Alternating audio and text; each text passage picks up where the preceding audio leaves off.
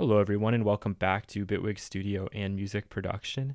This is lesson 5.34, and in this lesson we're going to talk about audio rate modulation. Now in this particular synthesizer, what we're going to do isn't going to be super practical, but I want you to be aware of this technique because when we get to frequency modulation synthesis, it's going to help lay that groundwork and we can actually really visibly see this. Now, in some older classic synthesizers, and I assume some newer ones and some software emulations as well, you might see a third oscillator that can be used as a modulation source.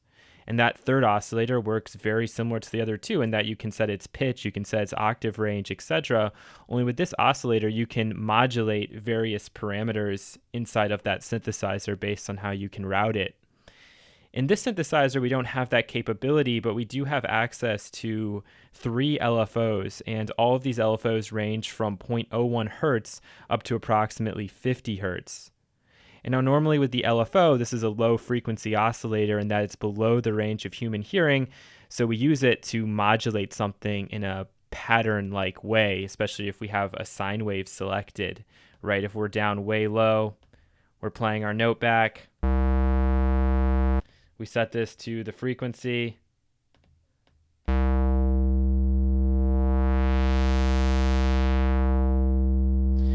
We hear that cyclical modulation. Audio rate modulation is when you take something like an LFO and actually turn it into just an O, just an audible oscillator, so anything above 20 hertz. Inside of the polysynth, this is very difficult to control, and it's very hard to get super musical results per se. However, it is a great experimental technique if you want to use it, bounce it down, then drop something in a sampler, control it further. The reason why we can't really control this super easily is because we only go up to 50.1 hertz, and this LFO has its limits. If this could go up and reach into regular audible territory, we could do a lot more to control this and make it a little bit more logical. So I want to start by showing you guys the oscillator FM section here. Okay, oscillator FM stands for oscillator frequency modulation, and if I hover over this, it says audio rate modulation amount for cutoff frequency from the output of the mix section. Okay, so this is going to be listening to the mix section and then applying some audio rate modulation at actually a very logical frequency. So if you turn this up, let's pull our frequency down, go up an octave. All right, we have the beginnings of our square wave here, perhaps a little more like a triangle wave. But as I pull this up, we can see that we're starting to add harmonics at very logical places. We're actually creating like a sawtooth wave. So we have our C. Oh, look at that, a new C popped up. So even in odd order harmonics, imagine that.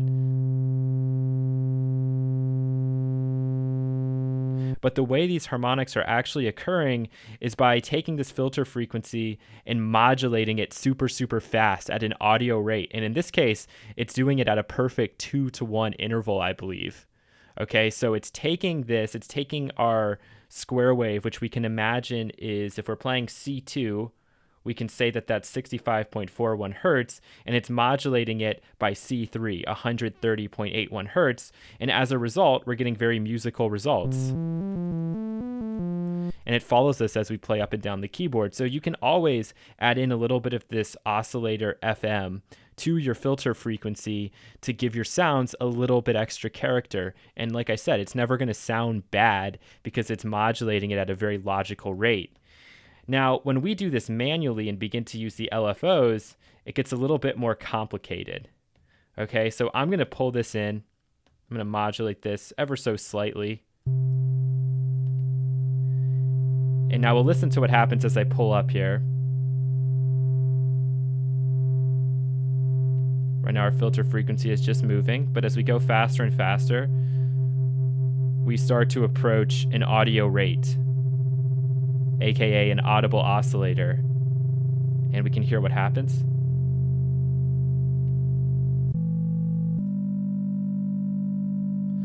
So we can see that we're starting to get some new harmonics ever so slightly, but we really can't go to extremes. We're only able to go to 50.1 hertz. I'd love to be able to take this up to 138.1 or whatever it is, or to another frequency, like maybe to the G3 or even the G2, in order to try to really evoke some interesting overtones that are musical at the same time.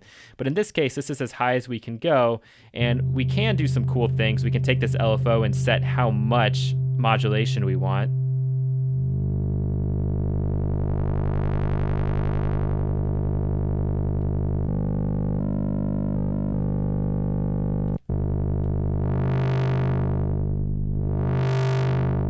And so that's a pretty cool effect.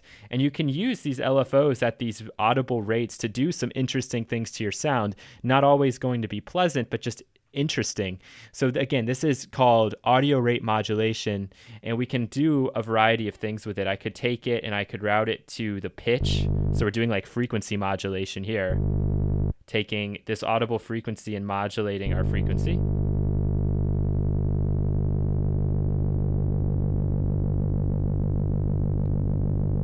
Maybe have it mess with the shape.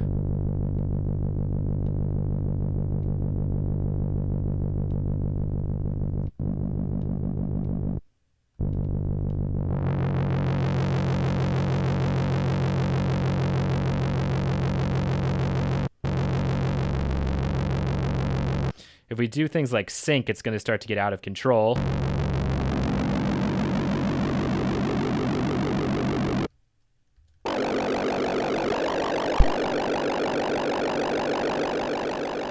But out of control is exactly what we love. And we can even do this to the output. Okay, let's start over. Go back to our initialized state. Flip this over to a sawtooth wave.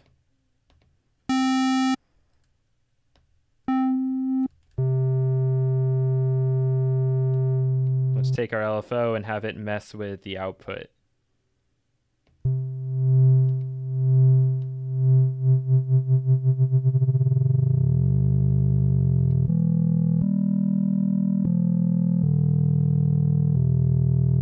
Maybe we could have it add in some noise.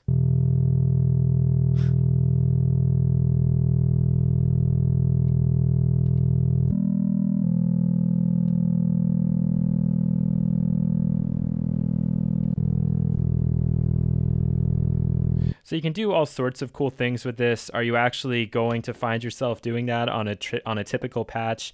No, you're absolutely not, but I thought I'd clue you in onto a pretty cool modulation technique that you can use to add some additional content to your frequency spectrum before really worrying too much about additional movement within the synthesizer, because that's going to be the topic of our next several videos. So thank you so much for watching, and you'll hear from me again in the next lesson. Take care.